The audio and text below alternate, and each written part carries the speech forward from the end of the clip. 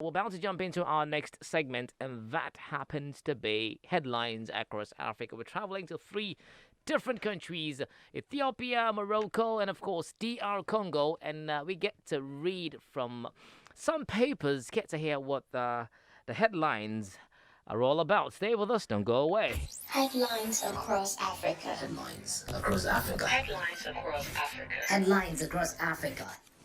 All right. Well, we're starting from Ethiopia and we're reading from the Ethiopian Reporter newspaper. Okay. And the headline says, former TPLF officials appear before court. Okay. Right. Well, former high-level officials of the Tigray People's Liberation Front, Sebat Nega and his comrades, including Abe Wodu, former president of Tigray, and Abraham Tekeche, Okay. ex-Minister of Finance, appeared before the Arada branch of the Federal First Instance Court.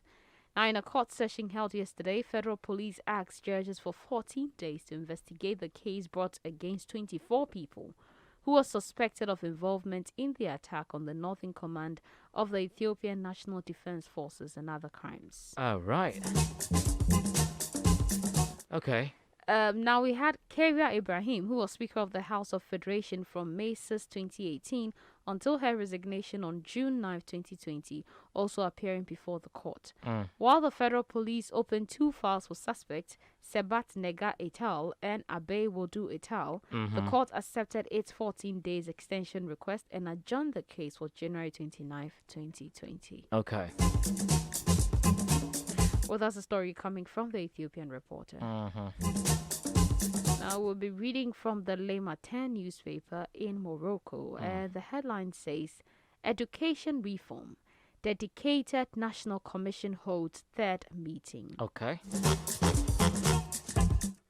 The National Commission for Monitoring and Support of the Reform of the Education, Training and Scientific Research System held its 3rd meeting in Rabat on Friday to assess the implementation of reform projects that was launched under Framework Law 5117, as well as their follow-up and prospects. Right.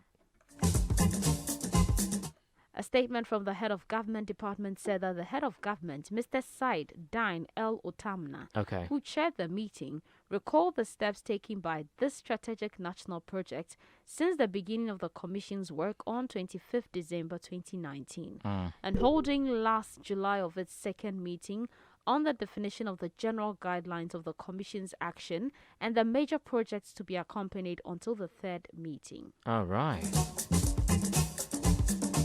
Now, the meeting is an essential step in the process of supporting and monitoring the reform of the education, training, and scientific research system, the same source added, noting that El Othmani noted that the committee is holding its 3rd meeting in a particular context that requires intensified efforts and the mobilization of all skills able to implement the provisions of the Framework Law 5117.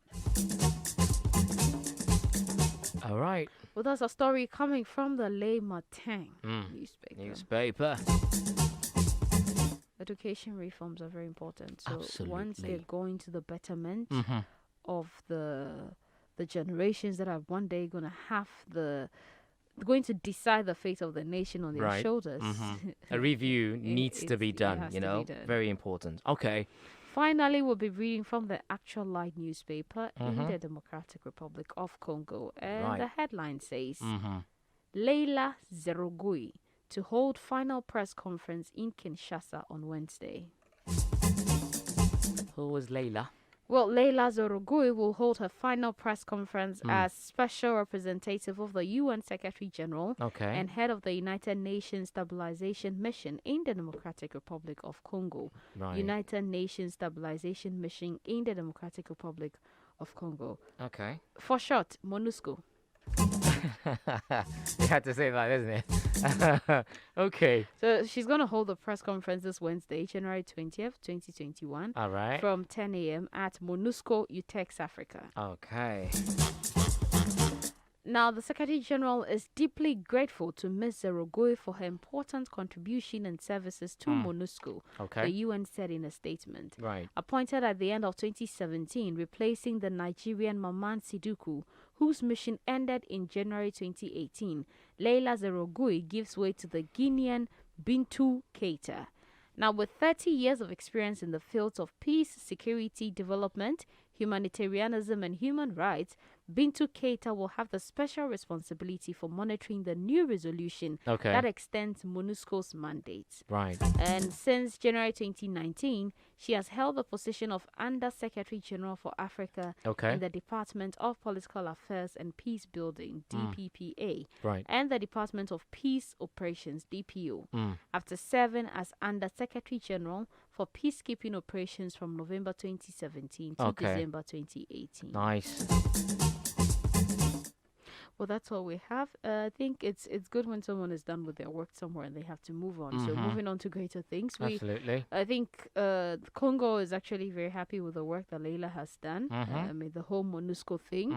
And for her to be moving on, it's a great thing. We also welcome Bintou Keita and see how much effort or development comes in that light. Right.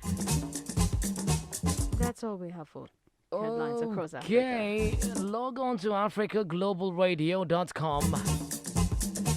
On the news space, current affairs, there are more news items for your exploration right there.